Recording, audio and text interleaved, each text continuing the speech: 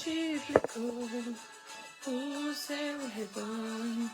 Porta que ele abriu nunca mais fechou. Deus multiplicou o seu rebanho. O líder da Assembleia honrado está. Daniel Begueiro na vinda de seus irmãos. Os pioneiros já estão lutando.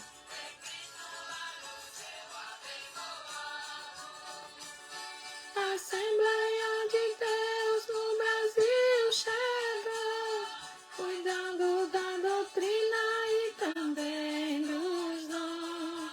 Porta que ele abriu nunca mais fechou.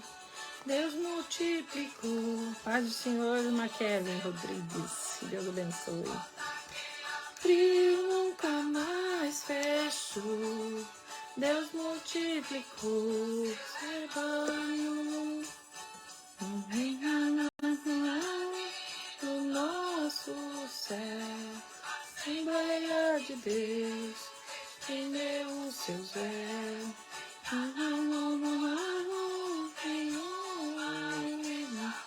Paz do Senhor, seja bem-vinda, em nome de Jesus.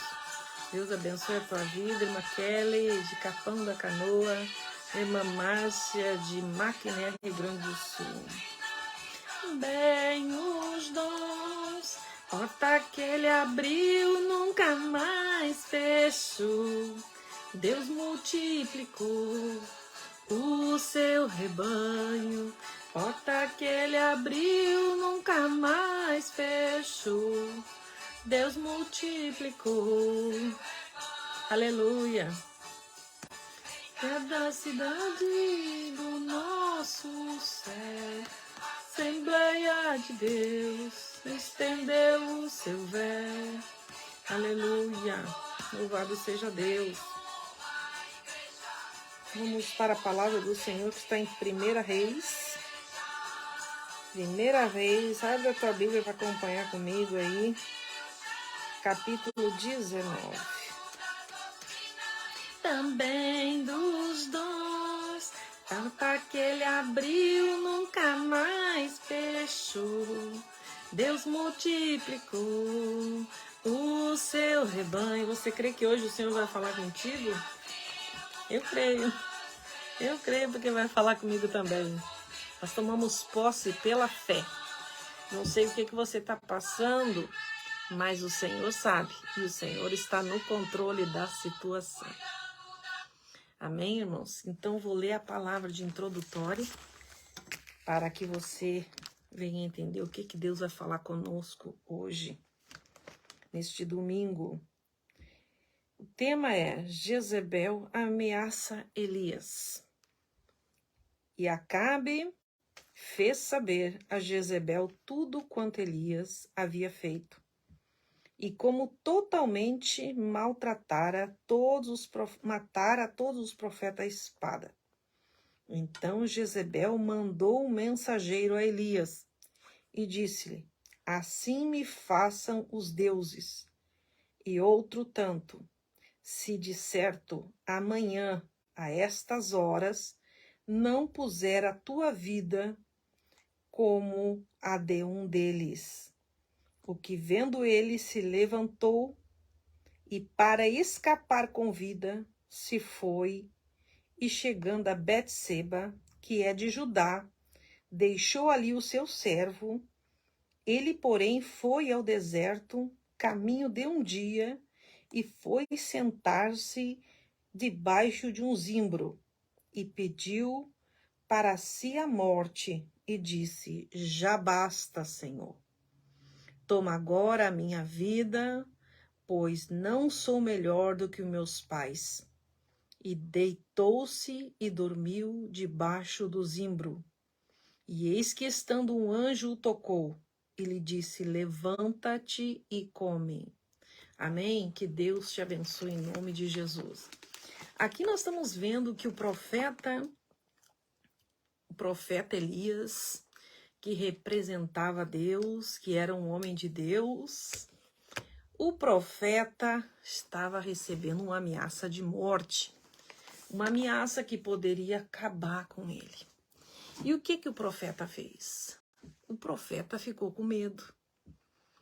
O profeta entendeu que aquela ameaça não era brincadeira. Eu não sei o que você está passando, mas eu sei que não é brincadeira o que você está passando. Talvez você tente entender a situação, por que você chegou neste ponto e não tenha obtido nenhuma resposta. Elias estava fazendo tudo certo, mas havia um inimigo ali constante para acabar com o ministério dele. Eu não sei o que está tentando acabar com o teu ministério, com a tua vida, com tudo que tu coloca a mão, parece que está tendo uma dificuldade, uma ameaça, e as coisas não estão indo bem. Elias chegou num ponto de ficar exausto com aquela situação. Cansou. Ele disse que desejou a morte. Ele falou com Deus: Senhor, eu não sou melhor que os outros. Então me tira a vida. Porque ela disse assim, ainda amanhã, nesse mesmo horário. Ela deu 24 horas para ele, aproximadamente. Eu vou acabar contigo. Jezebel era uma mulher má, era uma mulher manipuladora. Quando ela casou com o rei Acabe, ela simplesmente começou a governar. Mas ela não governava no lugar do rei. Ela era uma pessoa sutil, que ela tinha o marido, mas ela tinha domínio sobre ele. Ele se deixava governar por ela. Nós já falamos isso aí na live anterior, a que ponto que ela manipulava ele. Ela não afrontava, ela não brigava. Ela era persuasiva.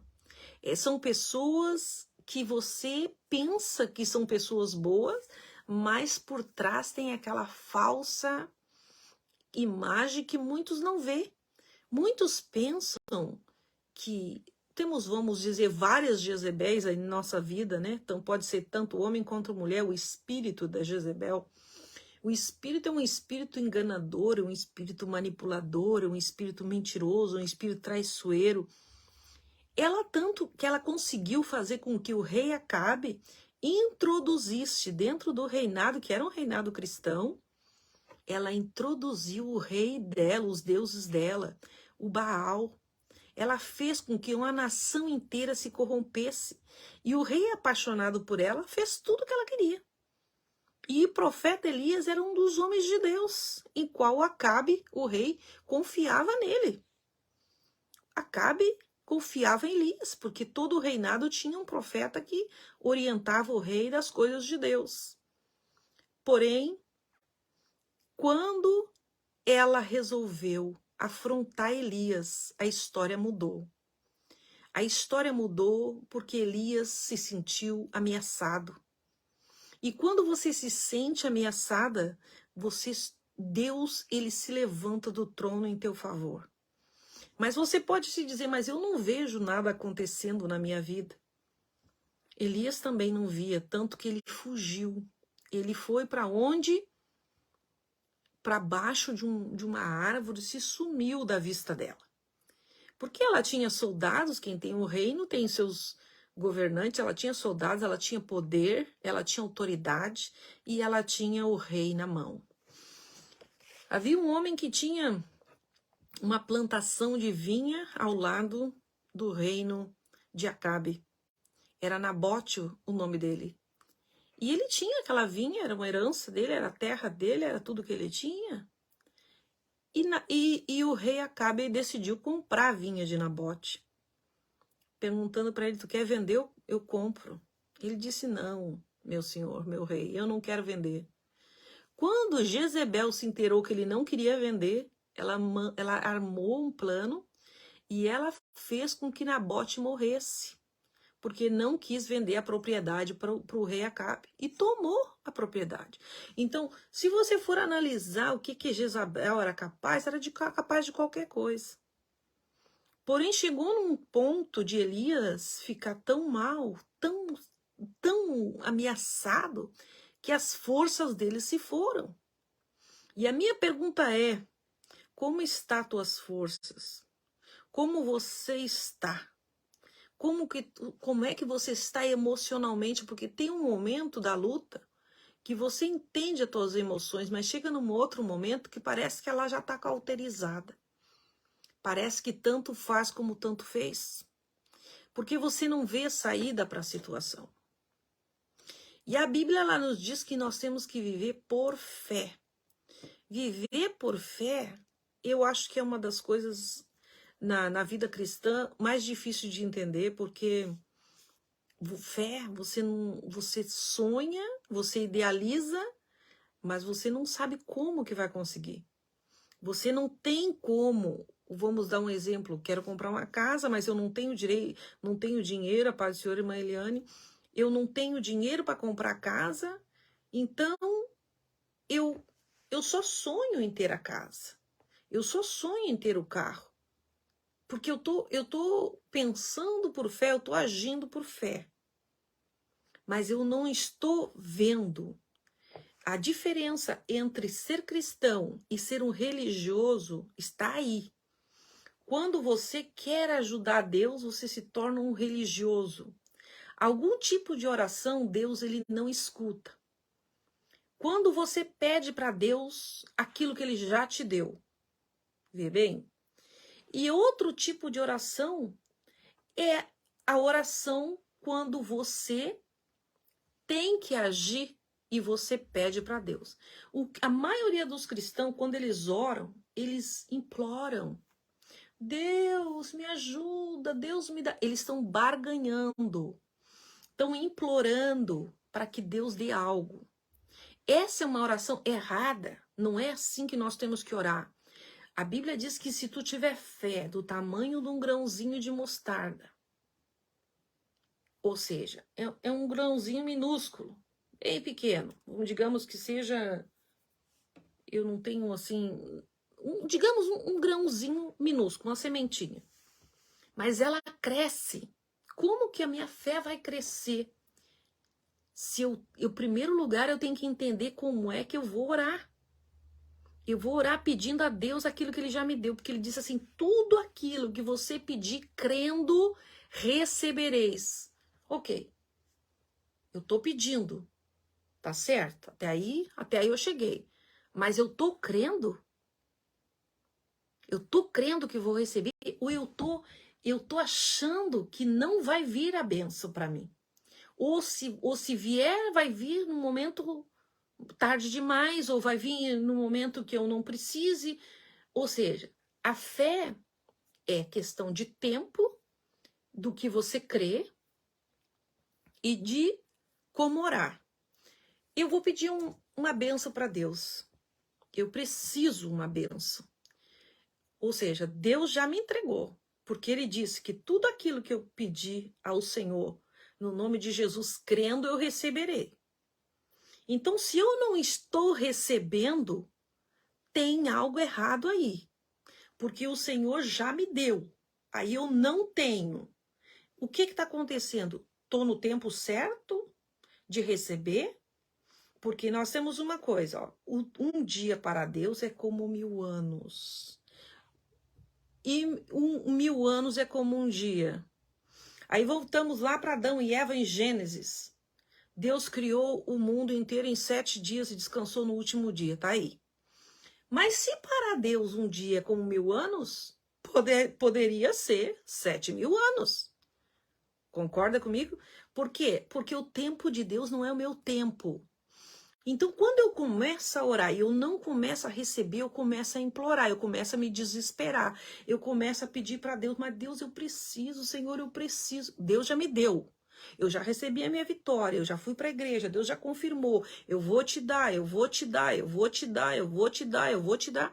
E aí você não recebe tempo de Deus. Aí você tem que orar, você já recebeu a resposta do que você pediu, certo? Deus já falou contigo na igreja. Mas eu não recebi. Mas eu já recebi. mas não recebi fisicamente. Então o que que eu faço?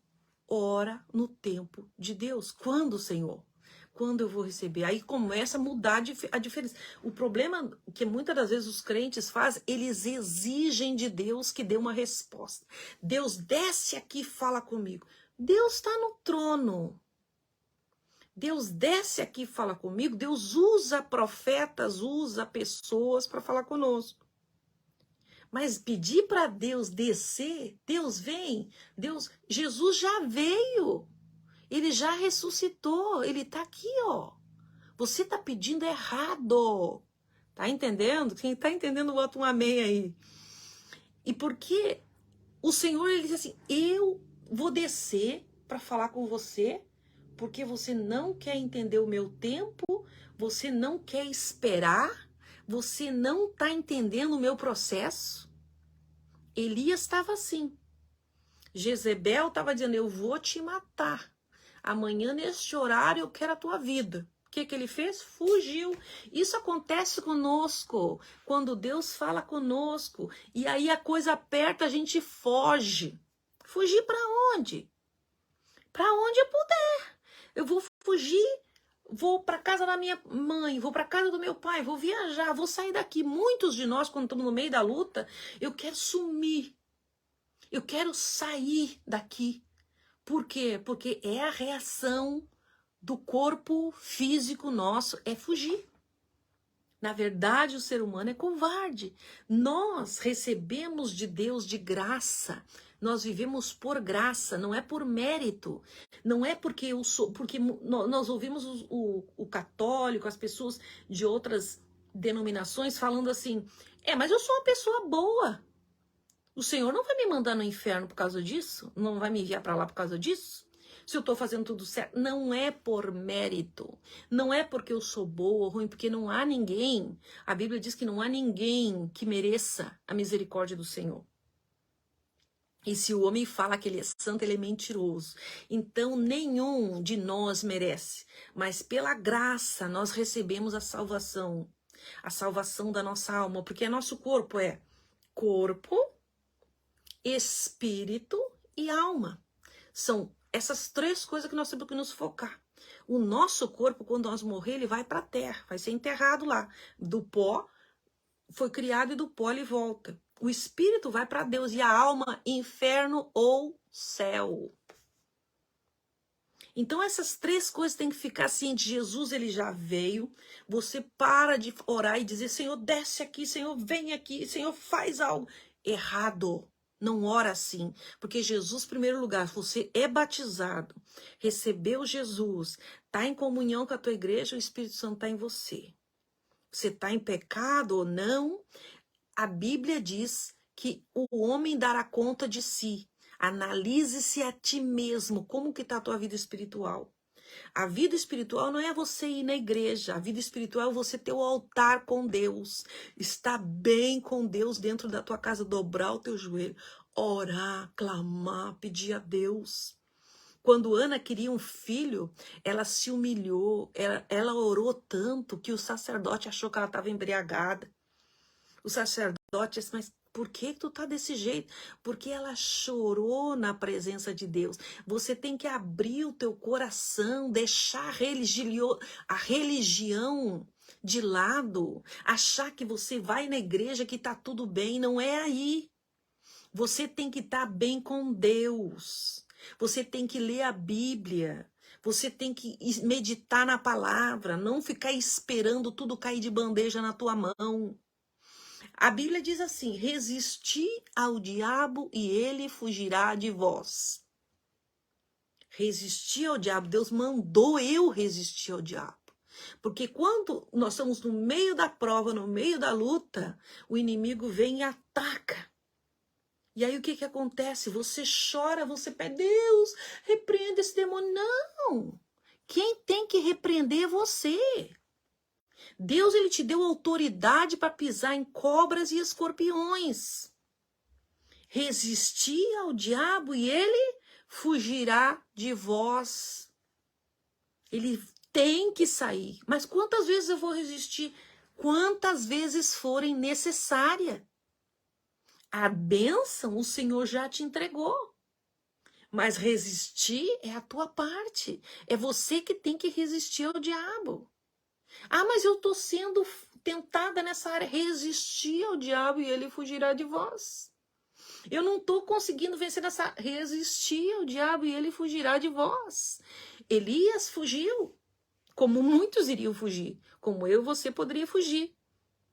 Elias fugiu e ó, ela quer me matar. Essa mulher é louca, ela vai me matar. A luta não vai te matar. O que você precisa é aprender a resistir à luta. É usar a autoridade que Deus te entregou e confiar. Muitos dizem assim, ah, mas é a vontade de Deus. A vontade de Deus é que nós temos vida e vida com abundância. A vontade de Deus é que nós sejamos prósperos. A vontade de Deus é que nós tenhamos saúde. A vontade de Deus é que nós vivemos um longo dia na casa do Senhor. Essa é a vontade de Deus. A vontade de um pai é querer que o filho seja feliz. Se você é pai ou mãe, você sabe que o teu maior desejo, maior do que o teu, maior do que fosse para você, é para o teu filho. E assim Deus é conosco. Mas eu tô no meio da luta, eu não sei o que fazer. Resistir. Como que você resiste orando, jejuando, adorando, louvando? Quando vem aquele pensamento de tristeza, você põe um hino e começa a louvar. Põe um hino e começa a adorar. Repreende, mas é a luta quando que vai terminar. Não importa quando. Importa que você vai vencer. O que nós temos que entender é uma coisa. Nós não podemos explicar a fé. Eu vou contar um pequeno testemunho. Entre 2015, eu morava de aluguel. Eu não tinha como pagar meu aluguel. Eu trabalhava até 11 horas da noite como cabeleireira num salão. Eu não tinha como pagar meu aluguel. O meu aluguel, quando eu conseguia, ainda faltava. Eu ficava com vergonha de entregar o meu aluguel para a proprietária, porque era sempre aquela luta. Todo mês eu tinha aquela luta. E eu trabalhava, eu dizia assim, mas eu trabalho, eu me esforço, eu não consigo resistir ao diabo e ele fugirá de vós. Aí eu comecei a ir para a igreja, resistindo. E eu só ouvia Deus falar comigo, eu vou te honrar, eu vou te dar, eu vou te devolver tudo que o inimigo pegou, eu vou te tirar isso, eu vou fazer isso contigo. Todas as promessas eu estava recebendo. Mas nada estava acontecendo, eu continuava endividada, eu continuava com contas para pagar que eu não dava conta, ou seja, eu trabalhava de dia para comer de noite. Um dia eu comentei com uma senhora que era crente, que era a porteira do meu prédio, e eu disse para ela, eu vou sair daqui para minha casa. O que você fala é muito importante. O que você fala crendo é muito importante. E eu falei aquilo e ela riu. Tipo assim, que burra. A recém se converteu e quer já sair daqui para uma casa, não consegue nem pagar o aluguel. Parecia que eu estava vendo ela, o pensamento dela. E essa é a minha realidade. A culpa não era dela se ela estava rindo, achando graça do que eu estava falando. Deveria estar pensando assim, é mais uma crente doida aí que tá chegando. Pronto. Ela disse, não, irmã Carla, eu tô aí há uns 20 anos na igreja, eu nunca vi nada acontecendo assim. E aquela palavra meio que me baqueou um pouco. Mas eu acreditei no que Deus falou comigo na igreja. Eu acreditei no que os profetas falaram. Eu tomei posse de tudo. Eu estou recebendo tudo, mas não estou vendo nada. Aí um belo dia, o Senhor soprou meu nome. E eu com meu único salãozinho, que tinha só uma cadeira, que eu trabalhava de dia, de noite, ia para hotel, atendia cliente em hotel, arrumando cabelo e tudo. Nossa, eu não aguentava mais trabalhar. O Senhor falou comigo, não foi profeta. Agora tu pode fechar o teu salão que eu vou te abençoar.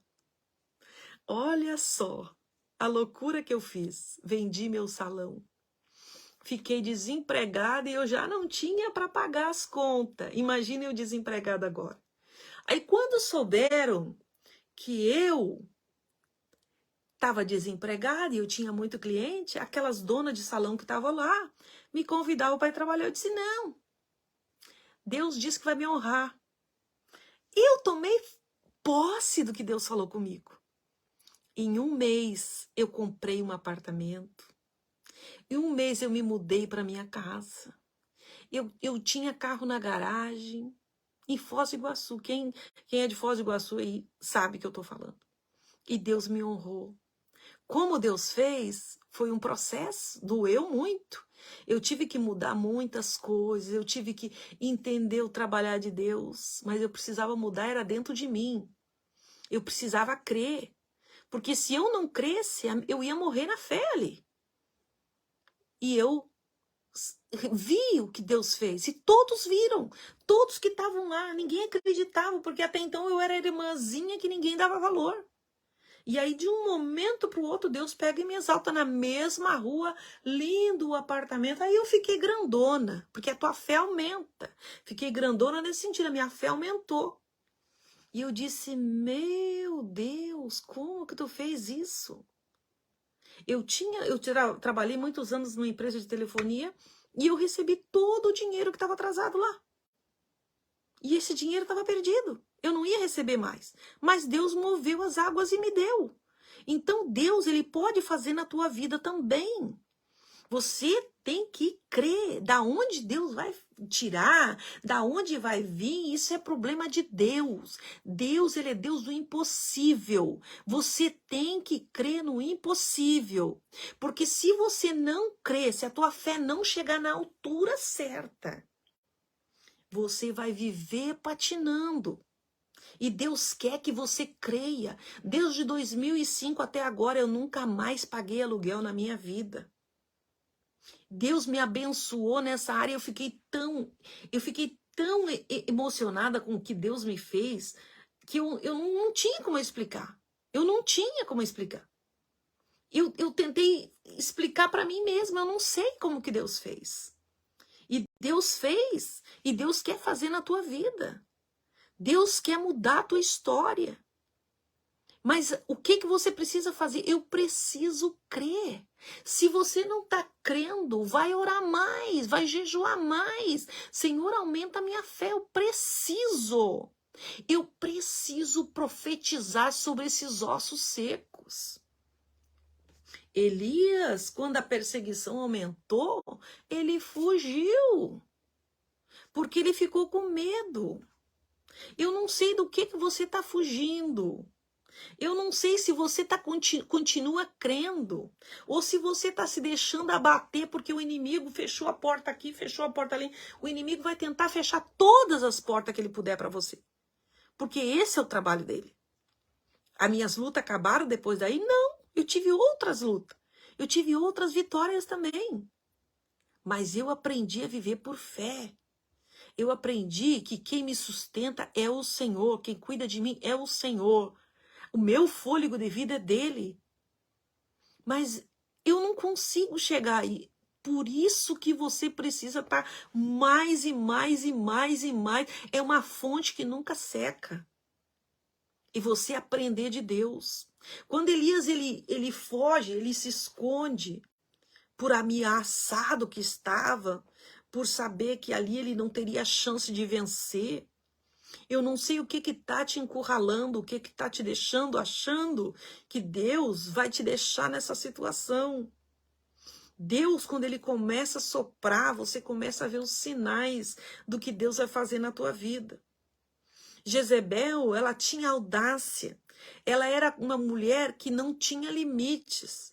Ela chegava e mandava matar e pronto. Mas chegou um dia que Deus puxou o tapete dela.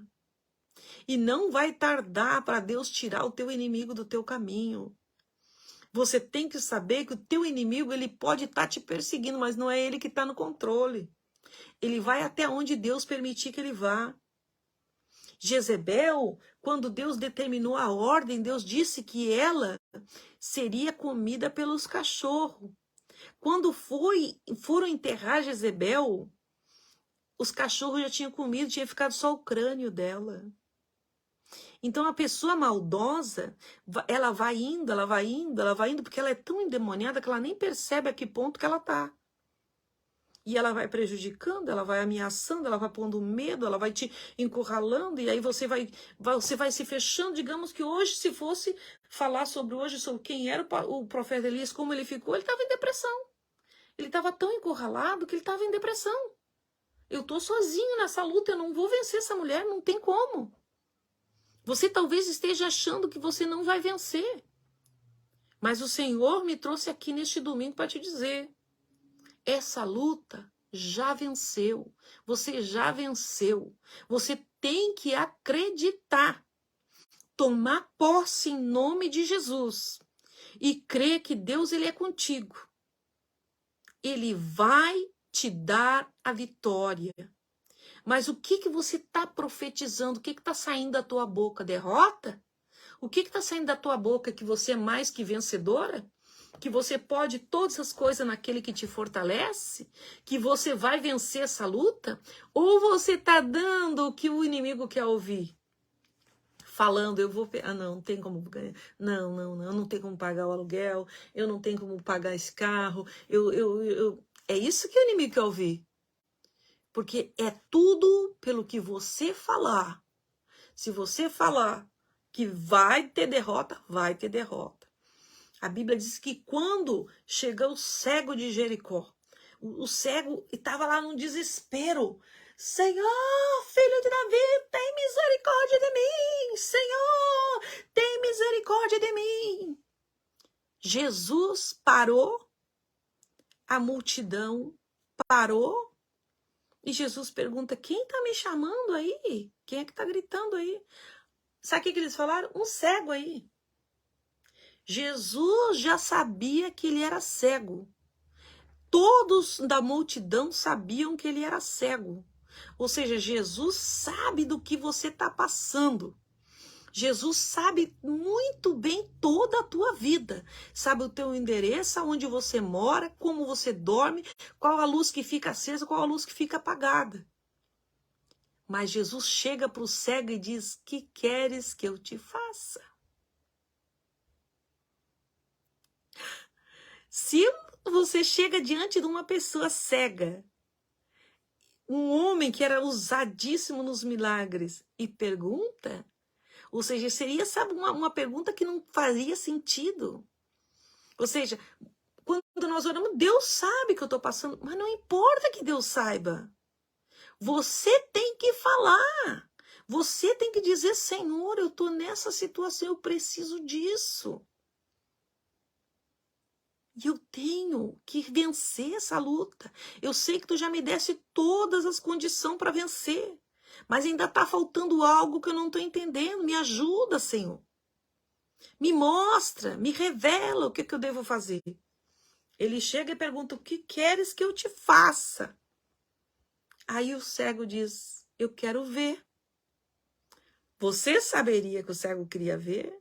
Todos ali sabiam que o cego queria ver. Jesus sabia que o cego queria ver. E Jesus sabe o que você precisa. Mas por que Jesus perguntou para ele: o que tu quer? O que tu quer?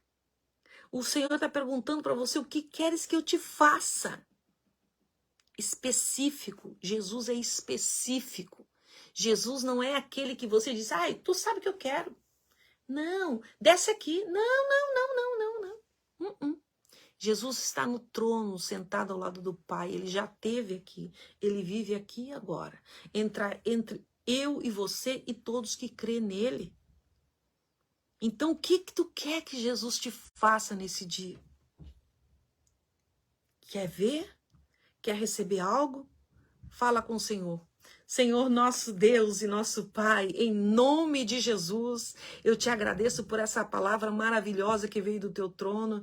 Abençoe, Pai, aquela pessoa que está assistindo essa live. Abençoa a Márcia, abençoa a irmã Eliane, abençoa a Kelly, Senhor, e realiza aquilo que elas querem, Pai. Que elas venham receber a vitória em nome de Jesus. Apresenta a tua causa para o Senhor neste dia. E não foge da luta e diga: Senhor, eu quero que tu faça assim, me ensina a ter fé, não deixa mais sair palavras torpes da tua boca, palavra de derrota, palavra que o inimigo está soprando no teu ouvido e você está acreditando, não. Você diz, Senhor, fecha meus ouvidos para que eu venha ouvir somente o que é teu. Que eu venha tomar posse da vitória, porque eu sou mais que vencedora em Cristo Jesus. Que Deus te abençoe neste domingo, em nome de Jesus. Amém?